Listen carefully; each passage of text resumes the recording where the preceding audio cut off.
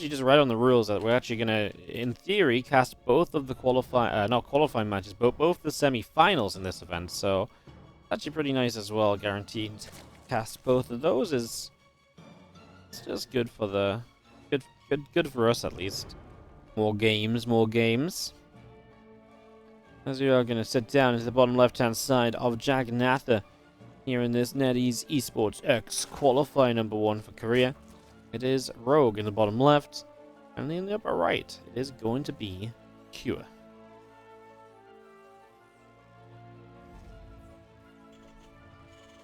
All these guys have some busy days. I mean, they've been playing ESL Open Cups. They have been... Some of them have matches in the WardiTV Spring Championship a little while from now. It's a bit of a day for these guys, honestly.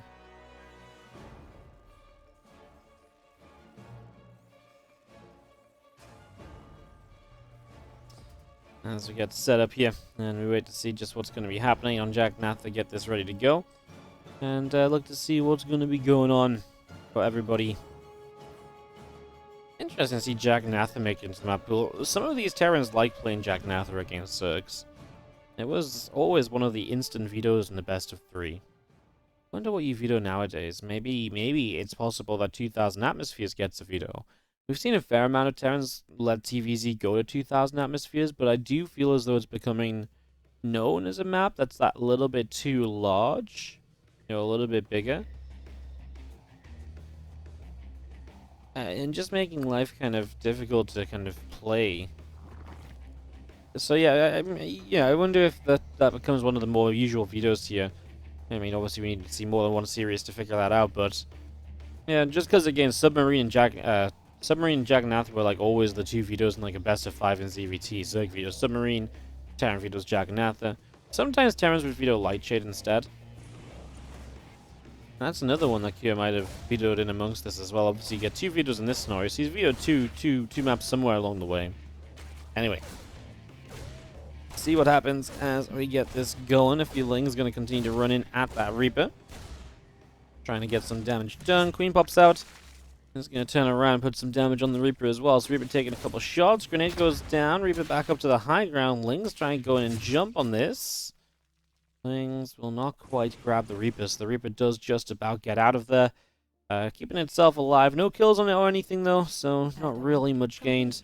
This was 6 Lings made by Rogue, by the way, which is a little bit more than usual. Usually you just go for 4 Lings. So the 6 Lings, a little bit different, as they're going to nibble down those rocks. And meanwhile, elsewhere, we've got a starport starting up from Kira in the main base, a tech lab going into the barracks, and a couple of Hellions coming through on the reactor as well. So all of this just continue to set up here for the moment.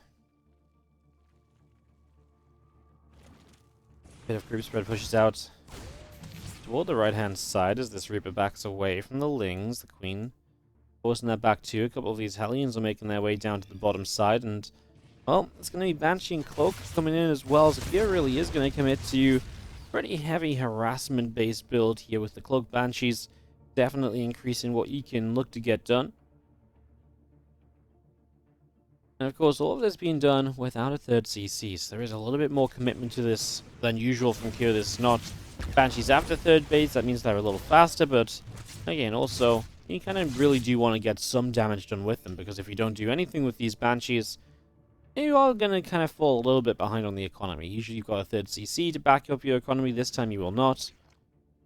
Yeah, a little bit more reliant on actually getting, on actually finding results in these early stages. Now, this Overlord wants to come in and scout, and it's going to be able to see the Banshees. I don't think you cancel the Banshees or anything. The power of Banshees is that even if they are seen, they are very good units to utilize. They are very good at being able to come in and, deal damage, pick away at drones on the edge of mineral lines, etc. As the factory makes way for the additional barracks to come on down, 3rd CC did now start in the natural wall-off. And this really is a cookie-cutter build of, TVZ. You can whack this out in any time. You can actually use this build in like any of the last 10 years, I feel like, and people would not really bat an eyelash, right, or bat an eyelid, right? They just look at this and be like, yeah, this is TVZ. This really is one of the most basic kind of down-to-earth, simple setups in TVZ you can go for. The Banshee does show up. First Banshee on its own. Just looking to sit out of range, and to be fair, does pick up a couple kills already. Doesn't want to take too much damage. You don't want this Banshee to be too low when the other Banshee shows up, because the two Banshees together are also very powerful. You know, they're both going to be able to join up together, and they're both going to be able to come in and, you know, one-shot drones, and that has some power to it, right? There's definitely, you know, a play you want to make around that, so then you're actually killing drones much more easily, and you can take a few shots from the queens while still getting decent damage done.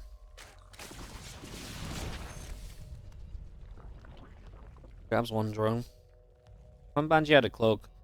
Not that cloak really matters here too much. Oh, nice little, again, nice little edge to find. Take a couple spore shots, but you get 4 or 5 more worker kills.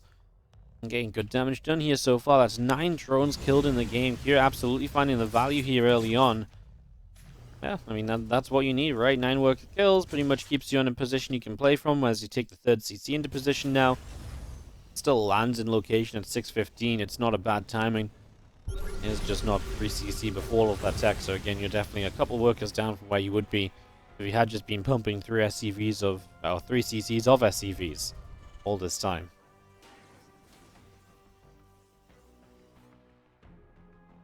I think the other very important thing here from Q is that he hasn't lost any units at all, and that makes these first pushes so much scarier as well. When the Zerg is trying to find that right balance of unit production and so on, and, you know, replacing some of those lost drones.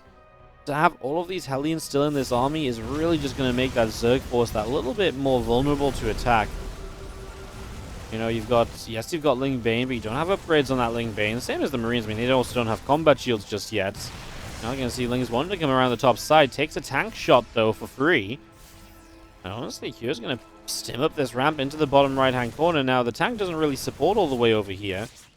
Q's going to start back into the corner, just trying to get clumped up, just in case the Lings run at him. He realizes he kind of went a bit too far. He doesn't have the Hellion support here either, so just going to play it safe, play it back, loses a couple Marines.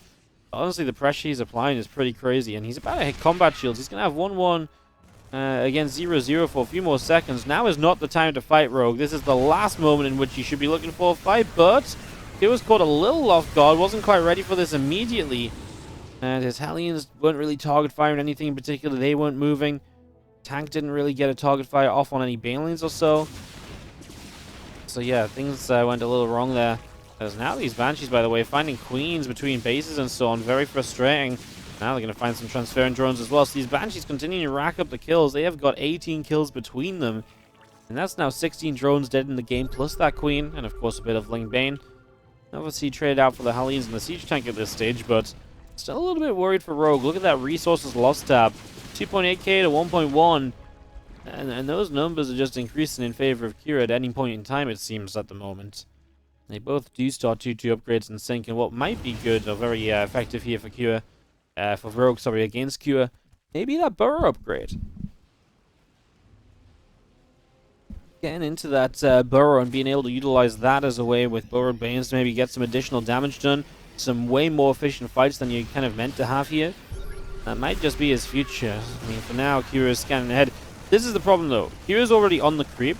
And if you're already on the creep, Burrowed Bane attacks are not going to be too effective, because usually the Terran's going to scan for the creep spread anyway.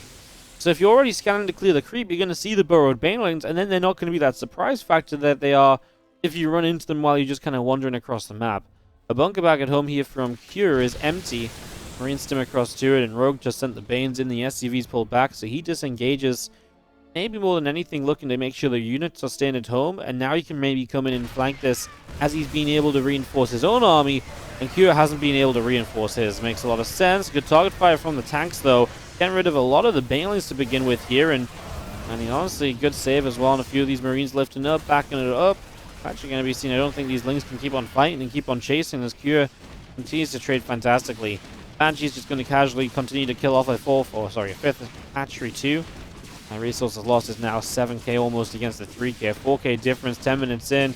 As the two Banshees are going to cloak up, but there's transfusions available, so I can't imagine this is something you commit to. I was going to say that last chance. I think that was almost a bait from Rogue. He knows he's going to transfuse it. He just wants to make sure the Banshees stick around as long as possible, make him think he can get the kill, and then you can get a kill on a Banshee, clean up one of those at least, and at least try to eliminate part of this game. Gotta say, this entire game has been beautifully played by Curious. Rogue is going to try and jump on him here. That was a lot of balance to take down one tank. The other tank is almost dead. You know, credit to that. As that depot took a little while to raise. I think it might have been blocked for a moment or two. Well, you're going to have to deal with the counterattack, but he is coming in to pretty much just clean out the 4th base. Big question will be whether he can actually get rid of those drones, if he scans for them or not. Rogue is on the way to a Lurker Den, but is there any way he survives? I don't think so. I think Yuri can just continue to fight on forward. He just needs to have some reasonably decent splits against these Banes, but the thing is, there's not even that many Banes that you can even connect with. The minions might just be able to stand here and just kill Banes as they run at them.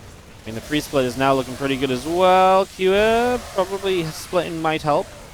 Or stimming might help as well. Okay, I mean, it feels like this was not quite as impactful as it should have been. Additional Marines showing up, but so are additional Banes. I mean, Rogue had that 3rd CC cleaned out of SCVs. His own economy is not exactly looking great, and a lot of his drones are still stuck in the bottom right corner of the map as well. And now we do run out of Banelings, and these Marines continue to push on through with tank support. I don't believe there's any hiders on the map, so I don't think the Lurker Den finishing is going to make much of a difference at all here. There's a tank siege up in between Rogue's bases. This has been a textbook TVZ from Cure. From start through to finish, this is how you beat the Zerg. First, you attack, you get rid of some drones. Second, you trade very efficiently. And third, you just keep up the pressure and you do not let him get back in the game. The target firing has been great. Splitting has been great. He never ran too far into creep, I would say, at any stage where he didn't have a major advantage to win the fight. Just beautiful. Number 2.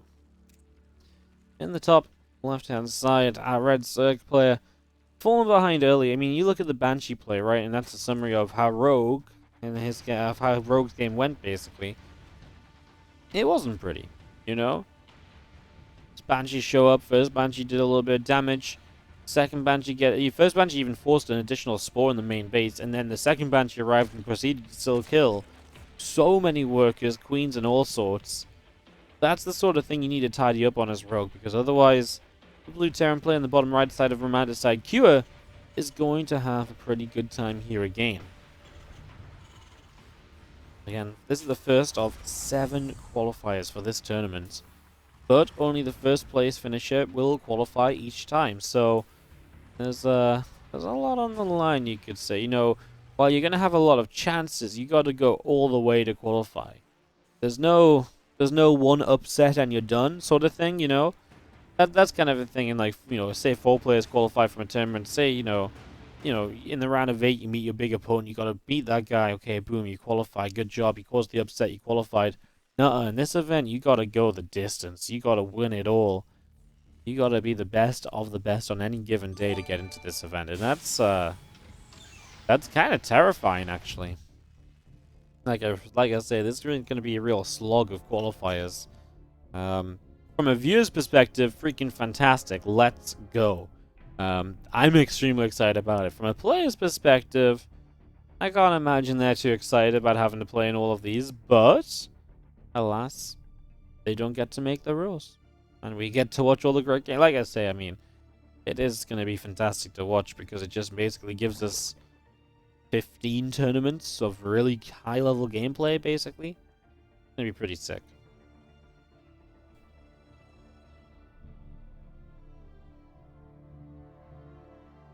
Yo, Sipship1, thank you so much for the 17-month resub on the Prime. How you doing? Thanks so much for subbing up. As that Reaper comes in, a few Lings coming through, and the Reaper is going to go fighting those Lings down. Sling's taking a bit of damage, a couple more of them going to turn back around, back and forth continues here with the Reaper. Now going to be seeing a couple of those Lings being picked off as the Queen is there. Reaper going to be able to force that Queen back. Yeah, still just moving around a little bit at the moment, so trying to see just what might happen. The Reaper going to come back up the ramp. Meanwhile, the link speed is on the way. And everything looks pretty peaceful again. Double gas, no 3rd CC from Cure. So for the second game in a row, looking to see something a little bit more on the aggressive side from our Terran player here.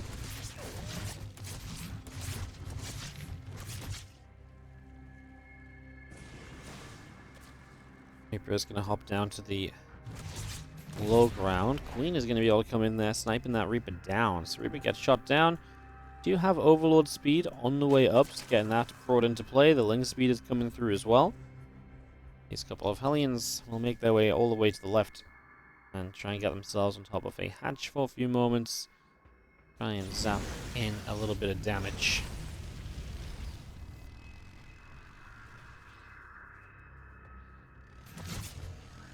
Coming through and pushing the Hellions back. No predictions? Oh, you guys didn't tell me about predictions at the start of the season. Can't put predictions up halfway through. Apparently, the last prediction was 100%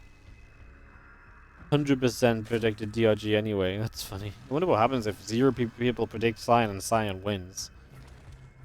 Guess you just lose points to the nether. Feeling is gonna go running in. Yeah, I can't start predictions up mid-series, guys. I'll start them up next one. Remind me though before a series starts or at the start of a series, because I will forget. Okay, so it's gonna be just into bio pretty quickly behind this. So very different kind of play to last time. Just gonna go this Hellion Liberator style into the fastest impact and build up into that bio army. Get the 3rd CC down. A little bit less aggressive on the full-on offense here, I would say. Not necessarily a bad thing as this one Liberator makes its way up to the other left-hand corner. It's going to be able to take a turn. Siege up on top of these drones. Try and make life a bit more difficult there as the first couple of drones will start to go down. Queen in the Spore. And be able to kill that off. And just see now Hellions coming back to the middle of the map.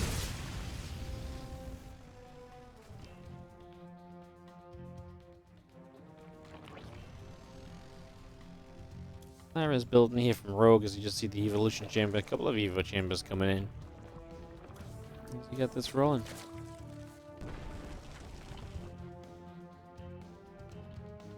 Does it really make a massive difference whether you get a Ling or 2 for the micro it takes to do so with the Reaper?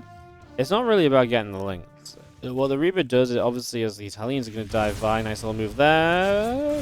Yeah, I was going to say that feels like it deserves more than one drone kill. By killing the Lings, you maybe weaken the defense at the front, which maybe allows you to get a creep tumor kill. That's obviously pretty important. So, yeah. I mean, basically looking for the creep tumor kill. You're looking to... It's more so look than... and it's not just kills, right? If you can damage the Lings in their low HP, then they can't come forward either to defend that creep tumor. So... You're more so fighting to try and deny the first creep tumor than anything else, and it's also a stage of the game where you don't really have anything else to do than to micro the Reaper, so that is the best thing you can do for your game at that stage, so you may as well do it because, well, you know, you're capable of doing it, right? If you're at the top level of play, you're not doing anything else at the same time. If you're not doing anything, then you're wasting your actions, right?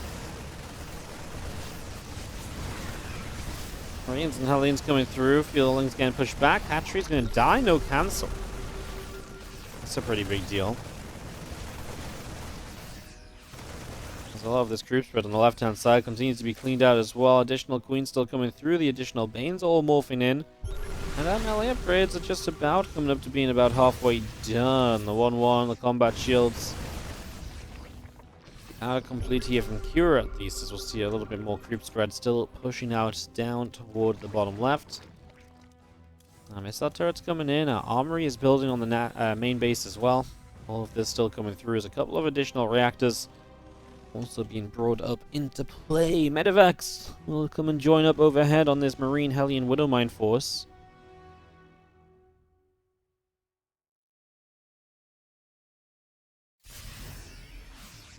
Press into the center of the map, and I mean, Rogue is currently supply block. Losing the 4th hatchery is generally a bit of a shame in ZvT. The supply block is hurting a lot. I mean, the power of the creep spread right now, at least, is that you're going to be able to keep this Terran army away. So you're going to be able to keep this Terran army back a little bit. It's definitely a win for Rogue, because I'm not sure if he really wanted to fight there, outside of the fact that he had good creep spread, so... We do have the mutas joining up together. Something we never saw Rogue get into last game was really any sort of tech, right? He was Ling Bane all game long. So this time at least having the mutas, and he shows up for a couple SCVs and going for some depots to start. Opening up this wall off is always powerful because now, it obviously wasn't walled off just yet, but now it's going to take longer to re-wall or more resources to re-wall. And that obviously keeps a pretty decent threat on the map of potential run-bys on that section. just that little bit longer. Not sure why these Marines are medevacless.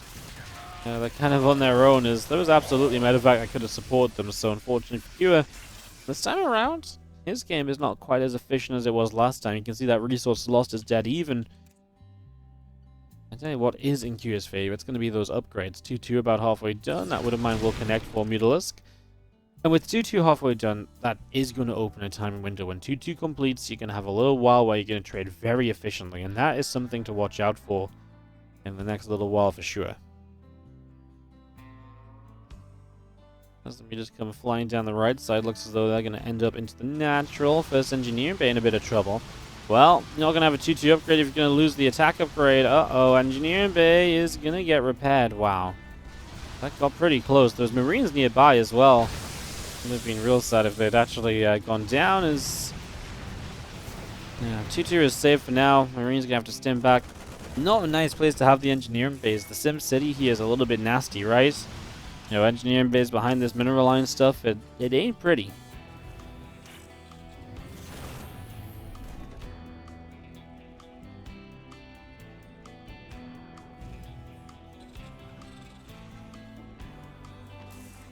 Gonna really double down on turret production. That still doesn't really save these Engineering Base, though. Yeah. Again, the Sim City is the problem because these Marines are having to like run single file through to try and defend, and it worked, obviously, but it does take a little while longer than usual, so like I say, it was a little scary. I was slightly concerned.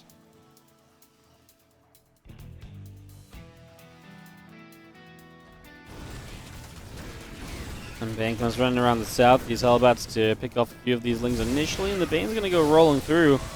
All these Hellbats being picked off, Widowmine shot, that's pretty decent as well, as the Bane's going to try and make it to this mineral line. Good defense there from Fury. He's been pretty good at the defense against that. Now you are going to lose this Engineering Bay. You just do not have the numbers. And that's +3 attack denied. And here goes +3 armor. Also going to be denied. Okay, at least it didn't stop you getting to 2-2. You know, because those upgrades were pretty far along. But a denial on 3-3 is still a denial. And now Rogue is on his way to Ultras, Adrenal Glands. He's going to start his own 3-3 very soon. So it's going to be a Zerg ahead on upgrades. And well, quite frankly, Kira's kind of being bodied by the Mutalisks right now. He's getting run around silly. I mean, right now the Mutalisks just decided to turn back around into these Marines, and it's not a bad decision. Thor, on its own, it's going to go down.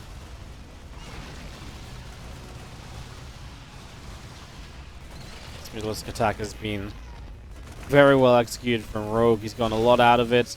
Well, this is a few meters along the way, but only because he's picking some fights which he knows are maybe a little costly on the muta side of things, but can absolutely just help this game to snowball out of control. Thanes are actually just on top of so much stuff over here. SCV's going down, quite a lot of Marines being caught. In the end, good reaction from Cure. And this probably also wasn't the most efficient of trades from Rogue, but I also think he also looks at this as a situation where he's like, well, you know what? Do I care? You know, SCV count's being denied a little bit. I've got 93 workers. I have the entire map. And that's the issue. He's got bases so quickly and so easily that he can't even use just yet, but he's been taking them just in case they get denied, and he can, you know, needs them as a backup, but not the case because he's got full-on map control at this stage.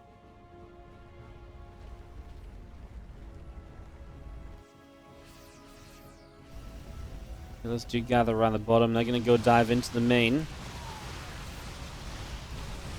Well, we see a couple of tech labs starting to take some hits.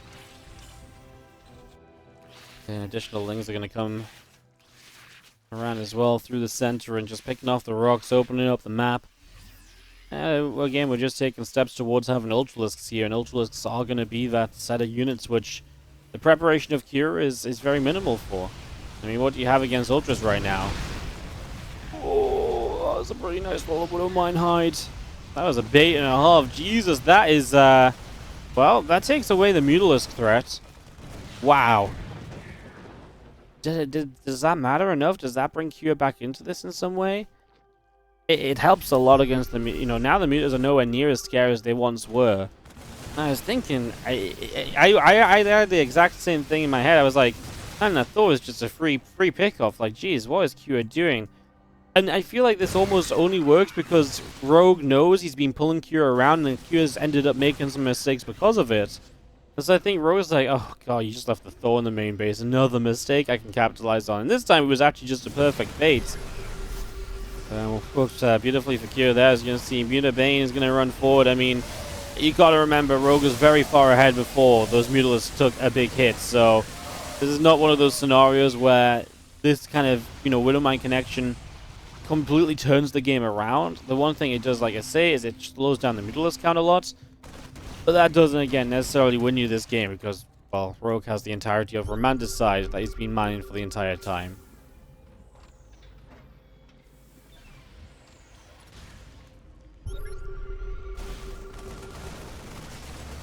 Pressing forward, we do see quite a few of our creep teamers being cleaned out.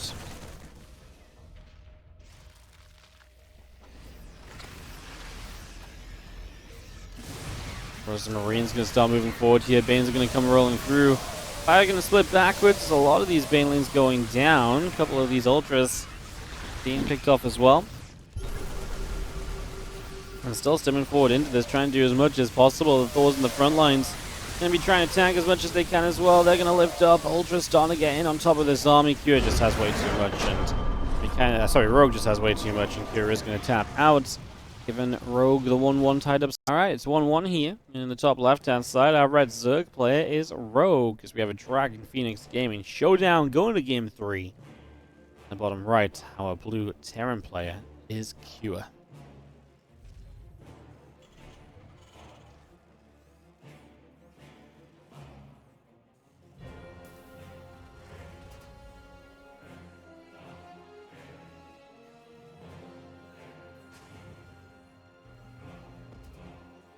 Alright, so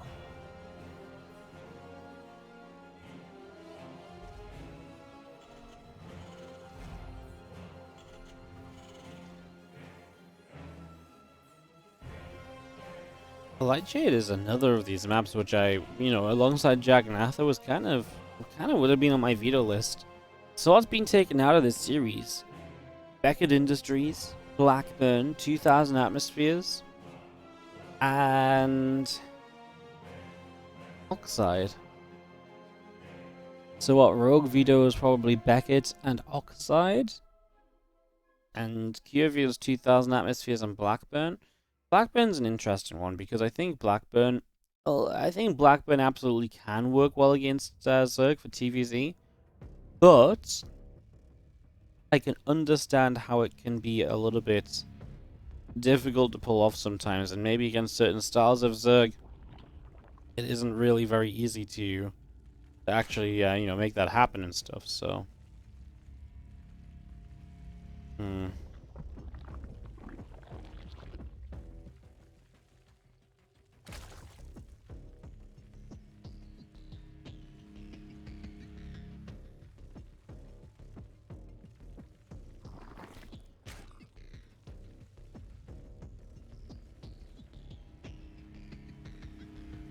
Jones is mining away. We do have the SCV has scouted and confirmed it's not a pull first. And Cure is going to go double gas once more. So he's really in love with the double gas in this series. He is not single gas 3cc in the slightest.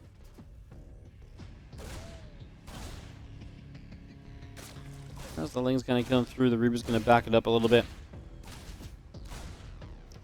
Startup of this back and forth action kind of gets underway. Nothing really too crazy just yet.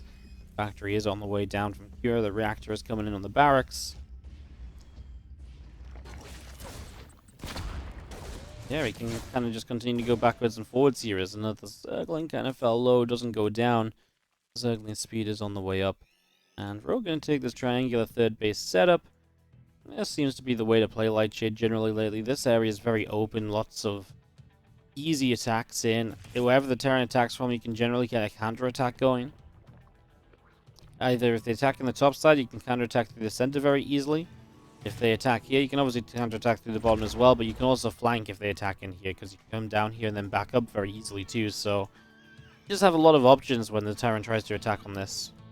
And then if you end up taking this as base number 4, that's where the Terran wants to try and push later, and then generally that's a little bit further away from the Terran player, and then you can kind of work around this area a bit more. You've got the attacks in to clean up. I think the bases on this map actually work pretty well for Zerg, cleaning up and defending.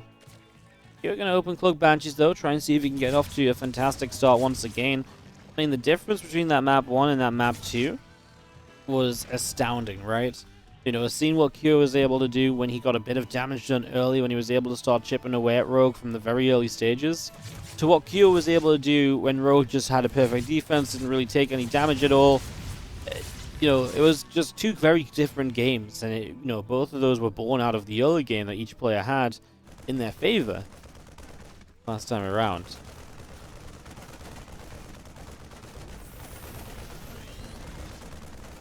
How did Solar play the Chinese qualifier? A little bit of controversy on this one. All qualifiers are open to anybody. The Chinese one was not specifically region locked. Obviously, the problem with the Chinese server, it's difficult to get on the Chinese server.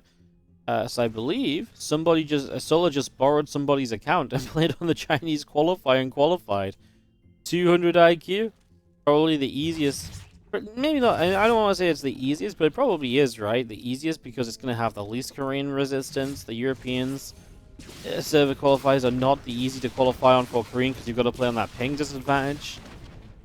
So yeah, kind of probably the easiest or the best chance you get as a Korean if you can play it there, and Solar took full advantage and he did qualify. Like I said, it's kind of amusing.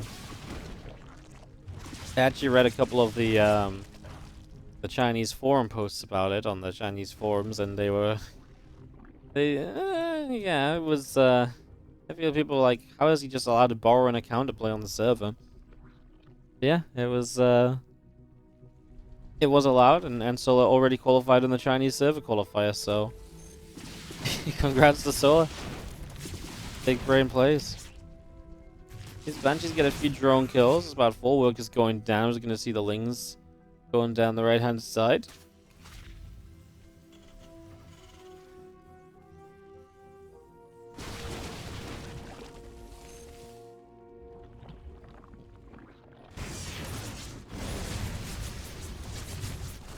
Aliens continue through, and a lot of these drones continue to go down. Lings are going to come in for the wraparound in the end. Let's see a summary of this damage. 14 workers killed. As the Hellions have gone down, the Banshee's still around. So the Banshees get 8 kills, the Hellions get 6 plus a bunch of Lings. Not bad, and you've got units to defend the counterattack immediately. You're already onto a 1-1 upgrade lead here as Kua. Well, I like how this starts. I mean, this has, you know, a little bit of deja vu from that first game where Kua is starting to get into a very good starting position. It's not mega efficient from Kua this time around, it's just a lot of eco damage, right? And that slows Rogue down because you've got to remake that economy. And remaking the economy, you slow down your unit production. That maybe then powers up this next attack of Kua, for example. So Kua knows, you know, attack after attack right here, what he needs to get done. And that's what he's looking to try and do at the moment. As MLA upgrades come in, Baneling speed is coming up on the Bane Nest.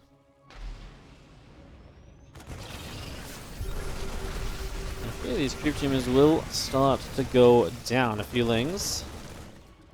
Maybe go running at the Marines as the tanks will continue to siege up. A hatchery on the 12 o'clock position as well. Trying to get set up at the moment.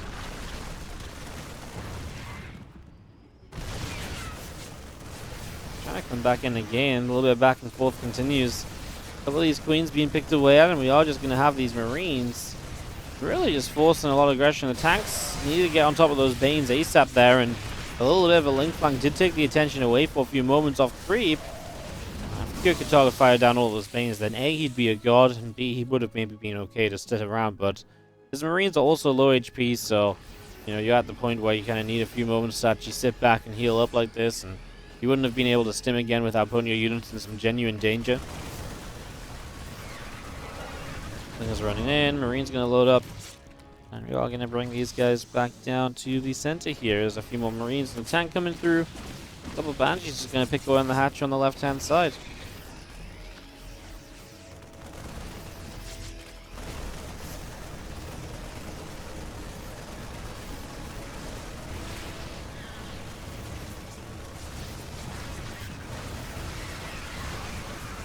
I mean, this push just continues. Next round from here is way too much, and Rogue is just going to fall apart. He's going to attack on his 4th base as well. And, well, man, when Kua gets off to a decent start, he is a monster. It's just crazy how